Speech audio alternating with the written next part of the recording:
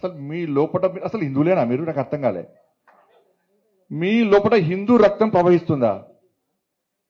ఇవాళ సర్క్యులర్ చూసినాను, ఇవాళ ఇజ్జత్ పోతే సర్క్యులర్ చూస్తే ఇవాళ ఇప్పుడే ఇచ్చింది, ఇప్పుడు సాయంత్రం ఇచ్చి సర్క్యులర్ ఇచ్చావు. ఏమి ఇచ్చింది తెలుసా సర్క్యులర్? రంజాన్ టైంలో అంటే సాయంత్రం 4 గంటల తర్వాత పోచట వాళ్ళు. నువ్వు రంజాన్కు 4 గంటల తర్వాత వాళ్ళకు ఉద్యోగాలు ఇచ్చిపెట్టి పోతే మాకు ఏమి ఇబ్బంది లేదన్నా. కానీ నా అయ్యప్ప ఏం పాపం చేసిండు? అయ్యప్ప స్వాములు ఏం పాపం చేసిండన్నా? నా అయ్యప్ప ఏం పాపం చేసిండన్నా?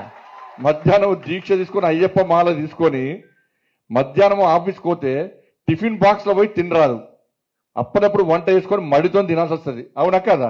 ఇలా ఈ ఉద్యోగస్తులు, ఉపాధ్యాయులు, ప్రైవేట్ ఉద్యోగులు కూడా అయ్యప్ప దీక్ష తీసుకొని ఉద్యోగానికి పోతే మధ్యాహ్నం పోదామంటే ఎవరు ఎప్పుడు తనిఖీ చేస్తారో, ఎప్పుడు సస్పెండ్ చేస్తారో ఒక భయానక వాతావరణంలో ఉద్యోగస్తులు, అయ్యప్ప దీక్ష చేసుకున్న ఉద్యోగస్తులు భయపడే పరిస్థితి వాళ్ళ తెలంగాణ రాష్ట్రంలో ఉంది.